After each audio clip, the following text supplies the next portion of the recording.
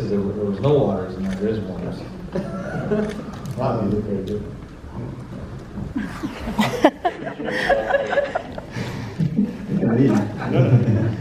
Yes, please, honestly, I know something. This is actually the third time I've watched it, and the movie moves just as much as it did the first and second time. It's just there's so much energy in it, and there's also so much going through your head when you watch it. I mean, you know, I was just reading a tweet about Howard Stern that he said, you know, I've been watching this guy. Our Oscars. I've been watching this guy, and he doesn't make a dime. You know, he commits 87 crimes, he doesn't make a single dime. So I mean, he's a very complex character. I mean, how did you discuss this character with Robert? You know, I mean, how did you pitch this as a character? Because he has some unsavory sides to him. Yeah, I mean, the French, no matter what the movie is, what the movie's about, the main character is just simply the hero, which I think is telling. When we first talked to, when Rob first, you know, started the communication, there wasn't good time, we were, you know, on our highway towards this other movie called Uncut Gems, and there was, you know, it's been a long time, basically, trying to make this movie for about 5-6 years, and there's been these roadside attractions, like, oh, let's get off and make Kevin as well, let's get off and make Lance Cook, and then there's this like massive kind of sign saying mandatory detour, and it was like Rob's email saying, okay, let's do something together. And you know, there was no project, so I was just reading Executioner Song by Norm Mailer for the first time, and it was, you know, it was perfectly in line with an ongoing obsession with the American criminal and the prison ethos in America, and Ronnie and I just recently downloaded every episode of Cops, and we were devouring those. An American classic. The best American TV show, hands down. And you know, the brother book, In the Belly of the Beast, and at the same time these two guys broke out of prison upstate New York, Richard Mann, David Sweat, and we were watching basically the country root for two guys who ran over people on purpose with a car, murderers. Yeah, so we just kind of, I mean, we all kind of agreed we wanted to make a movie that was dangerous, a movie that was pulp. And that was kind of how it began, and then the conversation grew, and we ended up writing trying to learn the characters, we started writing his backstory, and the backstory was arguably harder to write than the screenplay, because it was minute one of life to minute one of the movie. What is his backstory? Flesh it out. Backstory is, in a nutshell, and correct me if I'm wrong if you guys remember details, you two, Ron, is that he says this in the movie. He says that he alludes to it a couple times that his father's died, and he lives with, and the mother is estranged, issues with substance abuse, and they live with their grandmother, Nick and Connie, and I'm not going to go through everything. I guess the capsule summary. I'll go to some of the landmarks of his life. What's his favorite color? Paraphrase. Yeah, I'm talking a lot about this movie. I'd rather hear Ronnie's paraphrase it. Just don't forget about the uncle's car dealership. I might forget about that part. Essentially, he grows up with a very, you know, in this hostile, sort of negative environment, living with his brother and his grandmother. He's angry, and he takes his anger out on the brother. He's vicious, he's malicious, he's quite violent, and just generally cruel to his younger brother. They end up sort of splitting up. You know, he's forced to leave the house. He goes down a bad road. He ends up in prison. In prison, he has a kind of, I guess it's a kind of enlightenment. You know, I don't know if it comes from reading the Bible and running across Joseph, but he suddenly sort of fancies himself as this kind of provider, that he has a mission, that he has, that his sort of purpose in life, which he's never sort of felt before, is to reconnect with this brother. And that's what he does. He ends up sort of writing letters, and he sort of turns the brother against the grandmother in an attempt to sort of fortify a bond that wasn't sort of built organically. And when he is let out of prison, his plan, and it's kind of a nitwit plan that's sort of borrowed, basically from bad movies, is that he's going to get his brother out of the city, which he thinks is a toxic environment, away from the grandmother and into the woods. He has no relationship with the woods. I mean, it's really a thoughtless idea, and that's sort of where the movie begins. And we actually had emails. Rob would email me as letters from jail. In character. Yeah, in character, and then I would respond as Nick, and then Ronnie and Josh would see those emails, and it would just kind of be this kind of backstory that we would have, where he had the experience of trying to turn and understand how to talk to Nick, and Nick had the experience of having to reacquaint with this guy who he hated, and just all of that complication was built into both of the characters, and then that informed the writing and all that stuff. And Rob, how do you approach a character like that? I mean, part of the way it looks in this movie is you take every single, I think I might be repeating myself from our interviews, so I hope you don't remember. But it seems like you approach every exchange like you're calculating a little, like what does this person want? How can I make happen what I need to make happen right now? So what's your thought process for each of these scenes? I mean, I think he's someone who thinks that, really simply that the world's against them, and every single minute of the day is just a problem that has to be dealt with, and it's just a never-ending series of problems, there's no particular aim. There's no. It seems like he's doing it all for a purpose, but it's just. I think he only sees it as problem solving. It's just, I think that's where his propulsiveness comes from in a way. It's just like the world is constantly hitting him, rather than him having some kind of end goal in mind. Yeah. And do you want to say something? No, I was just going to point out that Ronnie deliberately left out the uncle's part of the show. I keep you too. Well, what is it like shooting this movie? Because you watch and you get the sense that it's just, at any given time, the real police might bust in, at any of the There were a handful of real police in the movie. Oh, really? Yeah. But they were busting in because we asked them to be in the movie. So you invited them. Yes. Well, it's interesting you say that, because for the New World Mall, we were able to get that location and secure that location, but we shot it as if we were stealing the shot. So even though we had a detail cop there telling, don't hit anybody when you're running, like that's the only rule he gave us, we still set up the cameras as if we were going to steal it when we ran in. So it's like, if we get caught, we at least have the 2 shots. And then, of course, we went back and And the cops are looking at us like, why are you moving around so surreptitiously? You have a location. It's just second nature to us. You kind of put that out there in the air, and then it comes back to you in interesting ways. I mean, we threw in our casting, from Rob, we basically tried to turn him into a street casted, character, and with writing, with developing his background so obsessively. Same thing with Jennifer, and a lot of the actors in the movie, the first-time actors, are adding. They come with no baggage, so there's no preconceived, perceptions of who these people are. So they feel. They can pull at any moment from their life of character development, essentially. They've been developing that character their entire lives.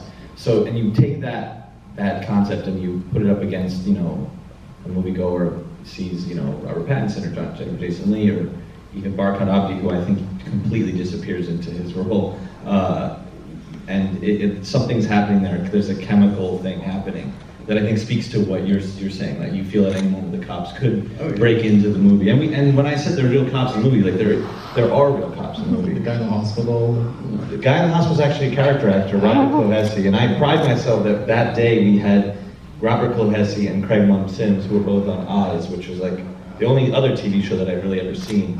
And they said they had never been on a set since the TV show. So I was but there were the police montage, the rapid fire police montage. There are a couple of real cops in that scene. There are, in the jail sequence, the shaved head, white shaved head correctional officer. He was the commissioner of jails of New York City. About 2 months before we started shooting is when he stepped down, and now he's running prisons in Nevada. He just let the juice loose. And, but my point is that we're peppering throughout. I mean, and you know, and a lot of the inmates in jail, you know, are friends or friends of friends or people who we met. The casting department met through halfway houses and you know, and they're basically dictating the blocking of a scene. They're saying, no, actually, it wouldn't happen this way. And The riot wouldn't happen that way. Well, no, there was a moment in the jail where we had created this feeling in there where a riot actually basically broke out amongst everybody. It was just this feeling of like oppression and just the heat just overcame everybody, and it devolved into this chaos that at one point we were just trying to capture, and then of course we went back and got into it. But one of the things that was very new to us was, okay, now we have all these locations, we have permission to be here, we have a bigger crew. How do we still keep the energy from some of the movies we've done in the past? How do we keep that kind of feeling within it? And you know, there's lots it goes of- back to that element of danger and pulp.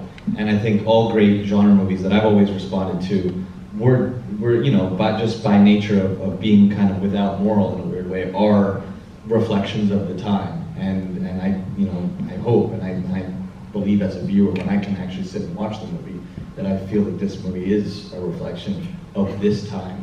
Yeah. And Rob, what's it like working in that environment of danger? That was another dramatic question. Because you know, like it's, you know, stolen shots. It's less like you know, let's say Lost City at Z, which is another movie, a fantastic movie. You know, everything has to be really planned and work in the jungle and so. It wasn't Oh, was it? at all. It wasn't, we went there the wrong season. It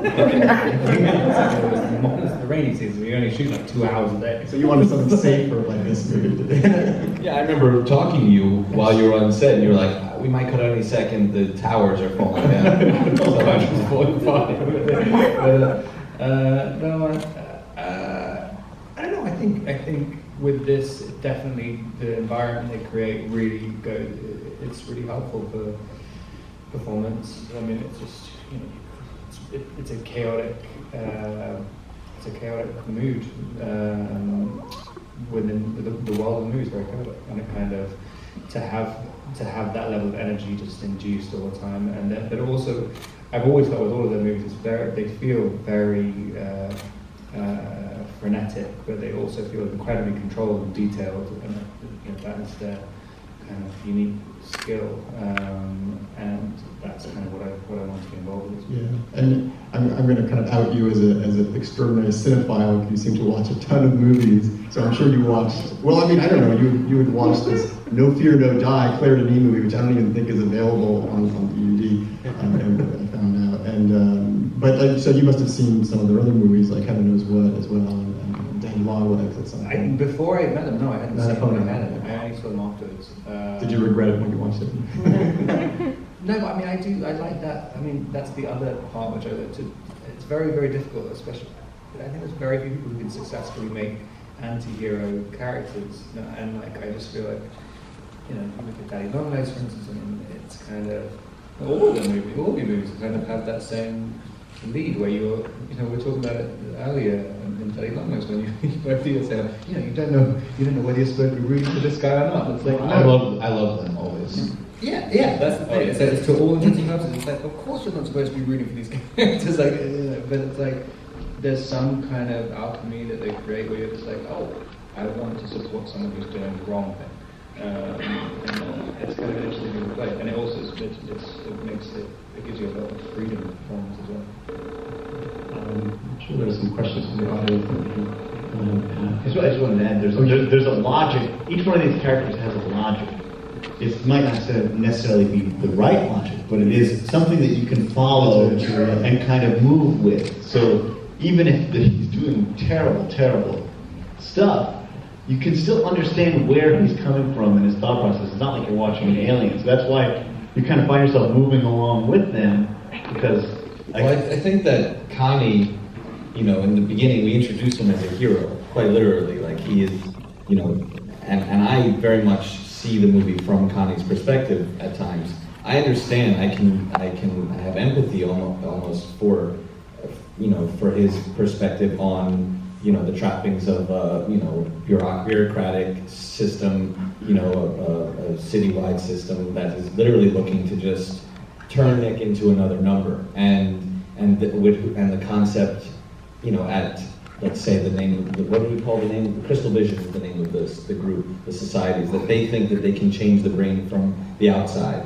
And Connie genuinely believes that you can't actually do that. The only way to change the brain is from the inside, and the only way to change it from the inside is through experience, and the only way to get experience is to kind of induce it at times. And that's why his idea, the idea of saying, hey, I can help trick my brother into being independent and being free, and I'm going to do it through teaching him that he can be independent, is a great idea. His execution is maybe questionable. Yeah, like it's maybe he's a romantic in a way, so he's like, oh, I'm gonna rob a bank. People rob banks because of movies, basically. You can actually rewind all the way back to when we were doing Daddy Long Legs. You kind of paused us when we were looking at the script and you're like, wait a second, this moment right here, you could lose the entire audience. And it was just, I don't remember you. I remember it hadn't even occurred to us that was even a thing. It was just like when he drugs, when he drugs his kids, we're like, okay, let's just move. We're gonna then he drugs his kids and he goes out and Ryan's like, whoa. You have to take this as a serious. Those moments where you're putting the viewer in a spot, a genuine spot. Well, the whole movie is like that. You're caught up in the action, you're caught up in this great character study and absorbing everything, but there are a lot of other undercurrents going through there. There's sort of an interesting racial thing going on as well that he kind of takes advantage of in an interesting way. The fact that when the police arrive and they see the security guard tied up, they obviously assume that he's done something wrong. And I'm kind of guessing it's playing a factor. Yeah, of course. This movie takes place today, and when you're making a genre movie, specifically a kind of a thriller, a one night, cops are after you film, I guess I'll call it that. You're as an audience member and as a creator, you're kind of saying you're constantly putting the viewer in a position of, would you the plausibility? Would that happen? Could you get away with this? And as writers, we found ourselves almost in like a stream of conscious. We knew the characters really well, and we could write through the scenario, and we would always, if he got caught, if we couldn't figure out a way to get Kanye out of the scenario, he would get caught, and that would be the movie. But we always did kind of survey, the scenario, and we thought about it as, New York in 2017, and that moment is definitely like, it's a strange thing to think that it's plausible, and it's totally plausible. As a viewer, you just roll with it, and the fact that we roll with it, we should be thinking about that, because the fact that two white cops walk in to a amusement park in the middle of the night. And first of all, Connie, who more or less looks like a scumbag, but he's a white scumbag, and is just telling them that this man on the floor, and they just take it as fact. And you think if the situation was switched, would that be necessarily the case? I don't know. And then when the scene immediately following it, the only two people who are detained are the two black people in the scene, and they're the innocent ones, and it's. I don't know. It's our DP. He cried in that moment, and he was like, "Oh, it's so emotional." And he said it was for a different reason, but I don't know. I think that it was for another. That's a good moment. Just a shout out for the DP, Sean Price Williams, who does amazing work.